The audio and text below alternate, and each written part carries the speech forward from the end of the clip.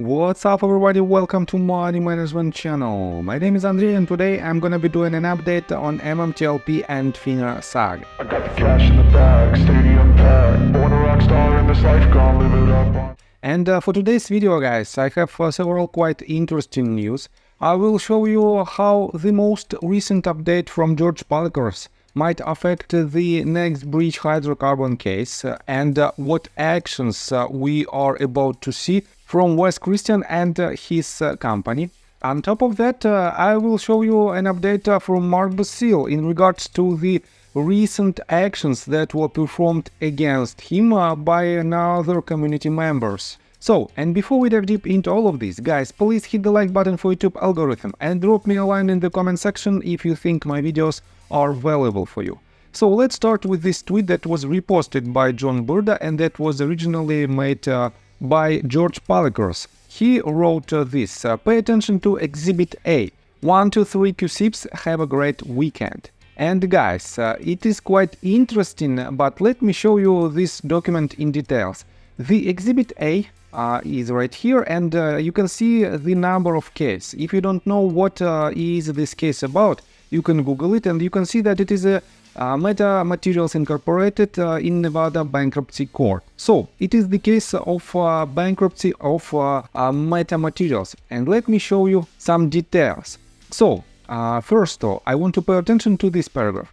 In the case of Meta Materials and its predecessor Torchlight Energy Resources, the potential defendants or targets engaged in persistent and extensive spoofing, placing millions of baiting orders. It is believed this artificial sell-side pressure misled market participants into selling their shares at depressed price, allowing the defendants to profit from purchasing stock at prices far below their actual value. The manipulation led to extreme financial losses for the company, as it sold shares at artificially low prices, which led to extreme financial losses for more than 65,000 retail shareholders. And guys, 65,000 retail shareholders is the number of MMTLP shareholders, and for now the number of next breach shareholders. So, pre-petition, the company engaged a group of specialist advisors, including Christian Attar, the firm whose analysis identified over 55 million shares of MMAT and 92 million shares of TRCH that were impacted by this fraudulent activity, highlighting the scale of the manipulation that occurred persistently and over several years. And guys, in my opinion, it is the first mention of the result of Wes Christian work for, I guess, for a long period of time. We didn't know these numbers, and for now, we at least found them out. So, let me quote you further. The firm is teaming with Kasowitz, Benson and Torres to pursue this litigation, and the combined experience of the two firms investigating and prosecuting market manipulation cases and their outstanding 24-plus year track record of recovering substantial damages demonstrate their qualifications to represent the estate in pursuing claims against the target defendants. Here is some more details. Potential for financial recovery. The magnitude of the manipulation indicates the potential for a substantial financial recovery. And guys, you might think that it is just a random sentence, but in my opinion it is not, and I will show you why I think so. So, let me quote you further. The tens of millions of shares affected by this illegal activity resulted in significant financial harm to the company and its shareholders. By engaging the firm, the trustee is positioning the estate to possibly recover a portion of the lost value, which will directly benefit the creditors and equity holders. A successful litigation outcome could result in tens of millions of dollars in recovery, providing much-needed funds to the estate creditors and equity holders. And I want to pay attention to this paragraph. No cost to the estate unless recovery is successful. An important consideration for the court is that Christian Attar and Kasowitz teams work on a contingency basis, meaning the estate will not incur any upfront legal costs. This structure eliminates financial risk to the estate while maximizing the potential for recovery. If the litigation is successful, the fees will be paid out of the recovered funds, ensuring that the creditors and the state bear no unnecessary financial burden during the proceedings. And guys, these two paragraphs combined, this one without that stated that it will not cost anything upfront for the company.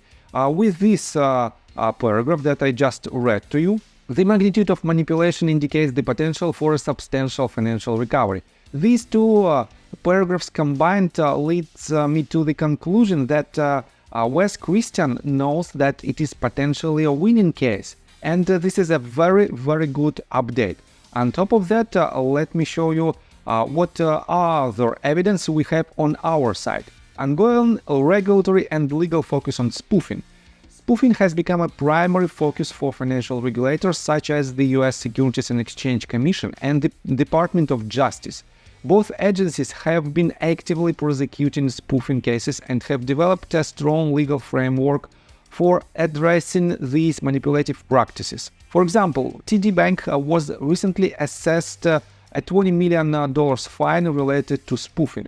This increased regulatory focus enhances the likelihood of success in this case. Another add-on to the piggy bank of the successful decision. The firms are well versed in working within the regulatory environment, and their expertise in navigating the evolving legal landscape surrounding spoofing will be invaluable to the case. And guys, another paragraph shows that MMAT bankruptcy and TRCH are pretty much the same case. That is why, guys, I think this update might also benefit MMTLP shareholders as well. So, significant impact on shareholders. The target defendants' manipulation of MMAT and TRCH shares not only harmed the company, but also caused significant financial losses for shareholders, with the majority of the 65,000 plus shareholders being retail investors. The litigation will seek to recover damages on behalf of the estate, but potentially it will also provide recovery for the shareholders who were directly impacted by the fraudulent market activity. So guys, as you can see, the litigation will seek to recover damages.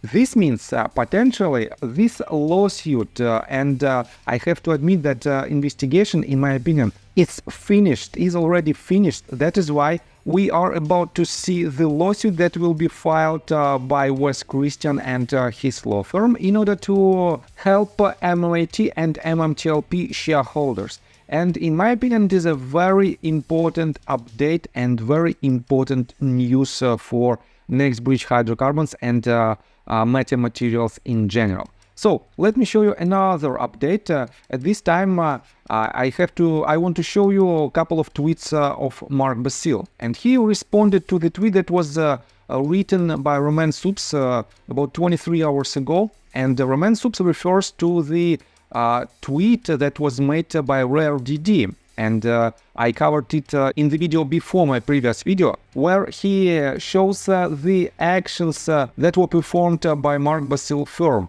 And Roman Soups wrote this. This is a good example of the DD team actually dig up good info. Mark Basile has success defending small companies against these predatory loan sharks that are in violation of securities laws and destructive to retail shareholders as well as the issuers. Toxic lending. And guys, I have to say that for some reasons Roman Soups closed his account. As you can see, I sent him a request to add me to the list, to the white list, to read his thoughts. And at the same time, guys, Sam I am also closed her Twitter account. And it is not for the first time, and you know that these two people have quite different point of view on the MMTLP case, and they are free to do it because they also hold some of MMTLP shares. That is why they can think and they can write anything they want. So let me show you some responses from Mark Basile, and he wrote several of them, and let me show you one by one. As you can see, this post was closed by Roman Soups, but nevertheless, Thank you. Finally, some decent accurate DD. We have been fighting dilution funding for years, and they don't like being sued, especially when they have destroyed thousands of small cap companies and their shareholders. They are dirty bunch and fight dirty. They have commenced thousands of lawsuits against your companies, and no one fought back except for us. After this series of comments with the SEC, we ended up engaging in litigation with that firm because we did sue some of their clients. And now they represent numerous dilution founders in SEC enforcement actions. Oh, and the two cases we had with them, they lost when we got a judgment vacated against our client in the 9th Circuit Court of Appeals, and they settled quickly the other case after we appealed and filed our briefs in the 11th Circuit. Yes, you decide. He also added the following: oh, and just another coordinated attack, like usual. And let me show you the last but not least. One more thing, MMTLP. If you look back at their behavior, the minions use the same dirty tactics in fighting anyone that tries to take any legal action to help the community, as do the hedge funds. Was this taught to them by someone? It's either coincidental or very carefully strategized and organized.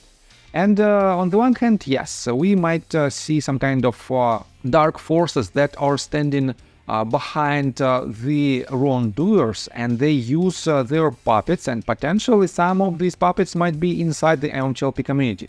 But in general, guys, all these fights, in my opinion, are useless for the community, and the only result that we might have is just a lost MMTLP case in general. And I have to show you, and I want to show you this tweet that was written just 10 hours ago, and I completely agree with this statement. You all need to grow up. You are not children in high school. Everyone wants the same goal. Stop being childish. And yes, guys, we have only one goal. We have to see the resolution of this saga. So let me show you another not the best news for today's video.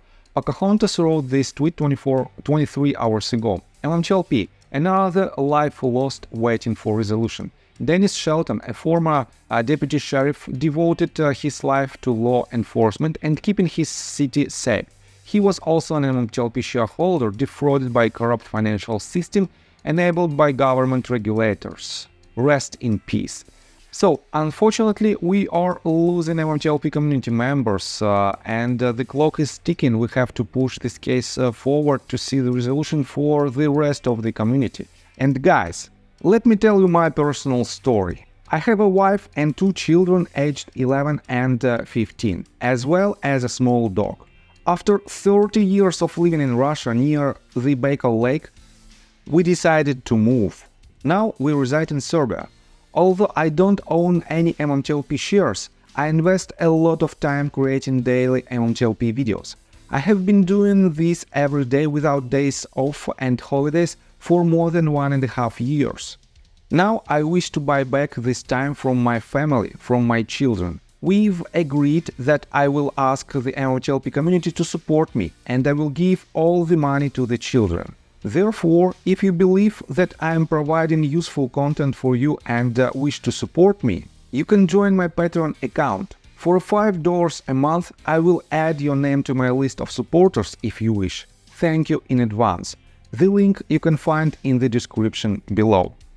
So, I think that's all information that I want to provide you. If you like my video, please hit the like button and subscribe to my channel, and see you guys and girls next time. Bye! I got the cash in the bag, stadium packed.